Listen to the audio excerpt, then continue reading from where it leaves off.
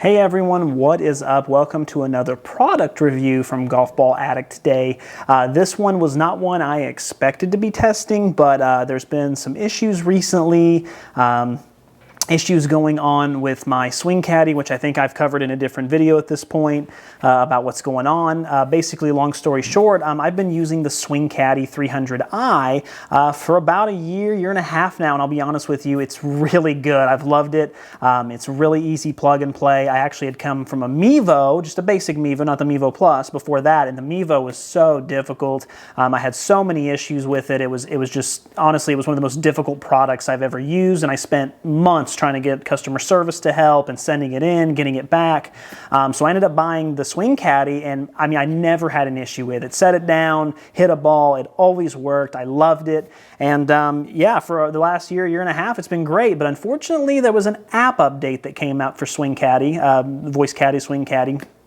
A couple months ago, and basically this kind of bricked a lot of units. Everyone hates the update. 1-star reviews are pouring in from everywhere. You can't contact customer service, and you can't email them, you can't call them, you can't really do anything. So long story short, I had to kind of go a different route because I need something that I can rely on. So I did some research, I looked at some reviews, you know, I did my due diligence, I think, and I noticed that a lot of people really love the Garmin R10.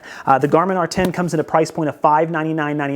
So it is a little bit more expensive than most of the ones in this price range, such as the Mevo, the Swing Caddy, things like that. They're usually about $500, $499, $399, somewhere in there. So this one is a little more expensive. However, it has a lot more features too. It tells you a lot more metrics. It has very good outdoor accuracy from what I understand, and people really rave about it. They rave about it for a number of things. So basically what I'm going to do is I'm kind of just going to test it out. My Swing Caddy app did start working today again. I wasn't able to get into the app, and it became unbricked for a moment, but I am going to go ahead and test it out, and if I do like it more, I'll make the switch. I'll go ahead and start using this one opposed to the Swing Caddy, just because I trust Garmin. They're a great company, and I feel that when it comes to app updates, they're going to make sure they, take care of their people, opposed to not returning emails and not answering phone calls. So I trust Garmin in that regard a little bit more. So let's dive into the box here. I haven't even opened it yet. I'm not sure what's in here, but let's see what we got. All right, so you open up the top here and you got a couple of these. These are, of course, just your safety information, and there's the user manual as well, which is nice because you can always get those online, but it still comes with one as well. Now we got a nice big plastic sack here, and then if I open this up, now this is nice. It already comes into with a case here. So it already comes with the case. Everything's already in the case. That was really the only knock I had about the Swing Caddy, to be honest with you. The Swing Caddy 300i just didn't come with a case. And since I bought it for $499 and the case was, I think, $60, actually, when you think about it, the price ranges are pretty close, because this one does include the carrying case and the protective case, which isn't something I thought I was going to need with the Swing Caddy, but after a while, just kind of placing it from here and there, it got kind of annoying. So I am glad that this one actually does come with a case. Let's open the case up here, and let's definitely see what we're working with on the inside. If I open this up, oh, it even has a nice piece of foam there. Everything looks really good.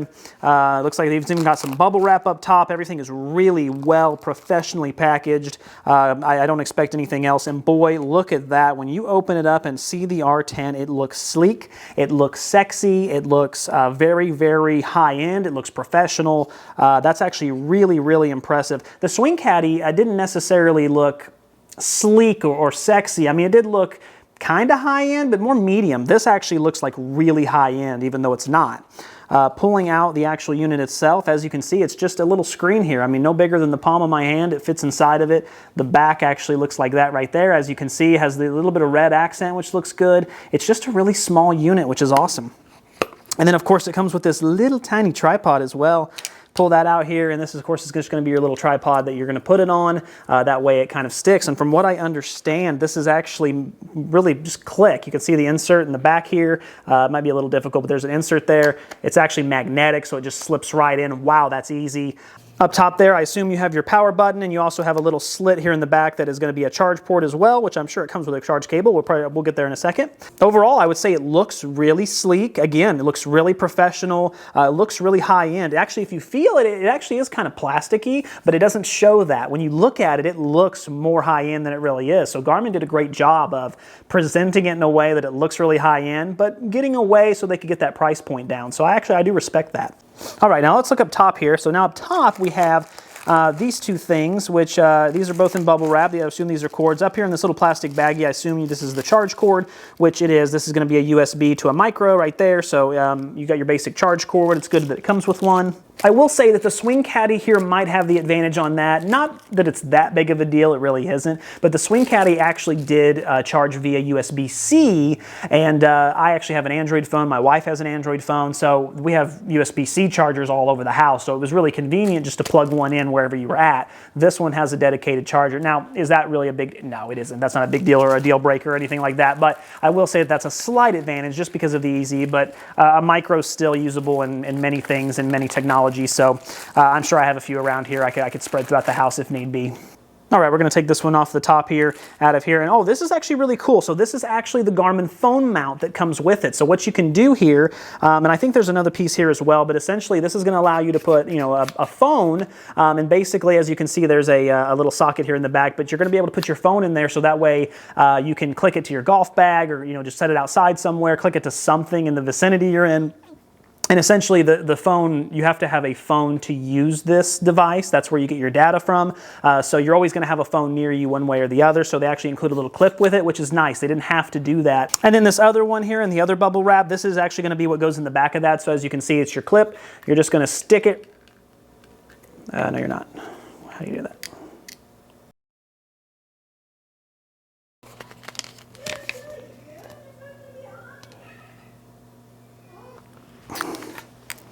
Now I will say at first, I had some trouble figuring out how this goes in there. It doesn't just kind of click in or be as easy as the magnetic part does on the back. You really got to kind of push it in there and be forceful with it. Now once you get it in the first time, it kind of loosens it up and it's good after that. But I was so afraid to be forceful with it the first time. But yeah, overall it goes like that, and then that kind of allows you to put the mount any way you want. And then of course sorry, it's hard to see there, but you just clip it. Having a phone mount actually is a really cool feature, and when I'm out there by the net, it'd be nice to be able to put it somewhere just so I don't have my phone on the ground like I do a lot of the time, especially with nature around. You get ants in it and stuff, and so being able to clip it up is actually a big bonus for me. All right, so out here testing to kind of show you what the Garmin R10 is all about. So essentially this is where the magic happens. You guys don't get to see this very often on my channel, but this is actually my golf net where I do all my golf ball testing. And essentially the R10 kind of reminds me of the Swing Caddy SC300i as far as the plug and play method.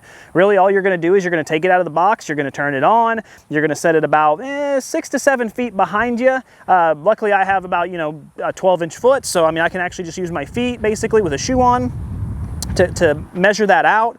And then I basically just put it right behind you. You do want the ground to be as level as possible, obviously. And then with this one, you do want it to be behind the golf ball. With the Swing Caddy, it actually kind of recommends in between the golf ball and you, but this one it actually does want behind the golf ball. So with that being said, you basically just put it down. Now that it's on, I'm gonna drop a golf ball down. This one does have a sensor on it. The Swing Caddy doesn't, but I've actually never really had the Swing Caddy miss a shot. But this one actually does kind of have a light there that basically turns green to let you know, hey, it's picking up a golf ball, it's ready to go, it's connected to your phone, everything's good. And remember, you do have to have your phone on and with you basically to get this to work. It's not gonna really work without it. You need to have it on, you need to have it somewhere nearby, which is a little inconvenient for me because it's 110 degrees outside. I don't want my phone overheating and it has to be left on. So I kind of have to just put it on the ground or bring something out here with it, or use the clip, but I don't have anything to really clip it to, so it kind of renders it irrelevant.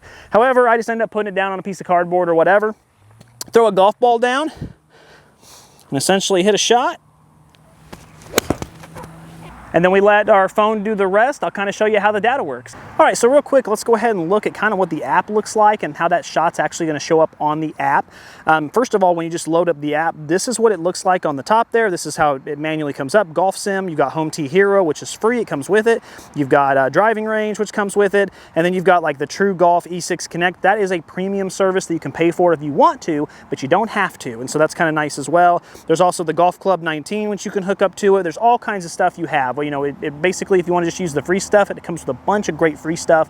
But if you want to pay for the premium, you can pay for that too. So it really allows you to do whatever your budget allows. All right, if I pull up the menu on the side here, you will see that it actually has a variety of things. My bag, you can put your clubs in there, Garmin devices, but essentially we're going to go down to Golf Sim Sessions. Now, it is going to look different when you're actually hitting the golf ball. You're going to go into like I just showed you on the golf sim, you're actually gonna go to driving range, and then it'll be a whole different look, and it'll show you how it looks there. This is after the fact. Once all of it's done and you save the session, this is how it looks after the fact. So I'm gonna go in here and show you some of the testing numbers I had.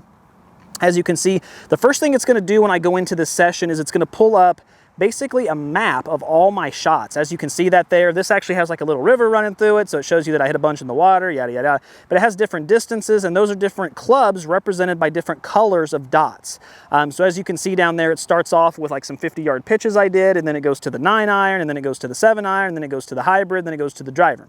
If I pull up from the bottom here where it says 42 shots, now it's going to actually give me all of this data. Now, starting at the top, it is going to tell you such things such as driver, 5-iron, 7-iron, 9-iron, and sand wedge. It shows all those things, and it shows your averages, it shows your max, it shows your minimum, all that's good. And then if you go down to shot list, you can see there's actually all my individual shots, one by one, and that'll go all the way into the end, and it'll show you every shot. Now, what you have to do, now this is something I'm not crazy about. One thing I like about the Swing Caddy is the Swing Caddy will just tell you all your averages from the get-go. It'll tell you your average spin. It'll tell you your average, you know, distance, ball speed, swing speed, all that stuff from the rib. This, you kind of have to go through and add up, which is really frustrating for me, because if I do 10 to 15 shots per club, I have to go in basically on a piece of paper, add all those numbers up, and then divide it to get the average. Whereas on Swing Caddy, I pull it up, it just tells me the average. It's just there. Saves a lot of time. So what I'm going to do now is I'm going to click on one of these shots. Let me find a decent shot I actually had with this golf ball. I can't remember what it was.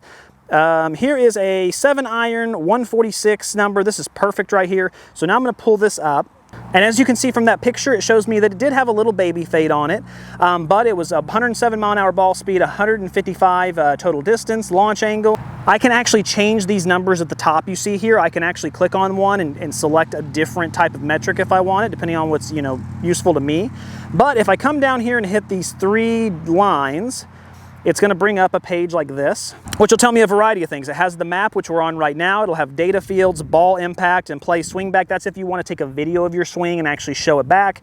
I've never used a feature like that, so I can't give you much you know, feedback on it, but we'll go ahead and go to data fields, and this is what it's going to pull up. And as you can see from there, you've got total distance, 155, carry, backspin, ball speed, club speed, launch angle, side spin, launch direction, club face, club path. This is going past the screen now, but total deviation, carry deviation, apex height, attack angle, carry deviation, face to path, smash factor, spin axis, spin rate, total deviation. Holy cow, that's a lot of data. That's a lot of good stuff. Now, a lot of it you probably won't understand, because even I don't understand all of it fully, but it is going to give you some good metrics and a good idea as far as, you know, what went wrong with the swing, what went right with the swing, and, you know, what you need to do to improve. The big one for me here is the side spin. Not a lot of the base level $500 to $600 ones do that. They just don't. So having side spin is kind of important, because you'll know, am I putting a slice on it? Am I putting a hook on it? Am I putting a draw on it? That'll really help. Now, if we go out and we actually go back into the ball impact, that's what this looks like. And as you can see, it kind of shows your club face. It shows mine was a little open there. That's why there was this little baby fade on it. It has all kinds of metrics there. And then it shows the launch angle. It shows that I really didn't attack this ball as well as I should have. And my club path was just a little off too. But for the most part, it was actually a pretty decent swing, especially for a 7-iron. So I really like that. It's more metrics. It's more data. If you're a guy that loves that, the R10 is definitely going to be for you in that regard. And that's really about all there is as far as the R10. Now, the Garmin app, you might have noticed, had a bunch of other stuff, but there's all kinds of things you can do as far as with your watches. You know, Garmin has a great watch series, the S60, the S42, the S40. They really do a lot there as far as their golf GPSs and laser finders, things like that. You can really connect it all into one app, so Garmin does a great job with that. All right, so overall, the R10 has some really good stuff going for it. It has tons of metrics, it has tons of data that you can use. You can learn a lot about your swing. It has really cool features for free that some other launch monitors charge premium dollars for. The fact that it has a little bit, you know, of a simulator kind of feel where you can hit practice shots and see how far they go. All of that's really cool. And for the most part, the R10 is really accurate. But it's not perfectly accurate. Unfortunately, I did have some issues with some of the distances, mainly my driver distance. The driver distance, it was showing mine about 208 total distance, which if you watch my channel, you know my average is more around the 240 range, so you're talking 32 different. I did look on some forums, I did reach out to Garmin a little bit, and what I found out was essentially that you know, yes, this thing is accurate, but it isn't going to be 100%. And actually, the R10 really struggles with hitting into a net. If you're actually on the golf course and you're hitting, or at the driving range and you're hitting the golf ball just full distances, it actually is really, really accurate, pretty darn close to perfect. However, if you're hitting into a net, it goes down to about 75, 80%. And unfortunately, that's a problem when you're testing golf balls. Now, if you're not testing golf balls and you're just in your backyard and you just want to hit some shots, see if your golf balls are spinning to the right, see if they're spinning to the left, this is a really good option. In fact, I don't know that there's a better option out there than the R10 when it comes to that. But if you're someone who's really serious, you're playing professionally, you're trying to do analytics, you need really accurate 100% numbers, I don't know that the R10 is going to be for you. I had a lot of wonkiness in the numbers, a lot of head scratching moments, and I just don't think it would be, and unfortunately that means I'm not going to be using it for the channel, unfortunately. I'm going to have to go back to the Swing Caddy. However, at $599 price point, if you're someone who really wants a backyard unit, you want tons of features, you really want to learn about your swing, I think this is probably going to be one of the best you can buy, period. And I think they're even coming out with a new one soon, so be on the lookout for that. But right now, the R10 is a really great model. It comes with a lot of great features. It comes with the clip, comes with the the case to put it in. It has a lot of features that the other ones just don't have, or if they do, they're offering, you know, you have to pay a premium for. So all in all, love the R10. Definitely recommend it to average golfers, consumers, guys who are driving range heroes and want to improve their swing a little bit. But if you really need that accurate, tough data like I do, it probably isn't going to work. Guys, as always, keep watching to keep saving and keep learning. Until next time.